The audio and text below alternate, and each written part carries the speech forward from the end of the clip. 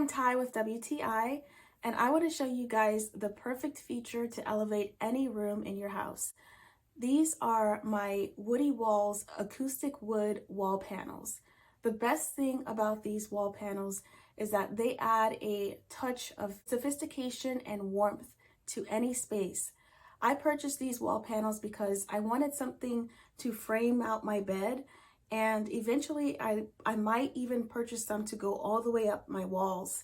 So what I love about these wall panels is the DIY aspect of it. Mine are not actually attached to my wall. They are leaning right up against it because I'm renting. But that's the beautiful thing about these wall panels. You can lean them up against the wall like that, or you can attach them. And when you put them together, they really are seamless. So you can add and build without ever noticing that they're separate. That's what I love about these wall panels.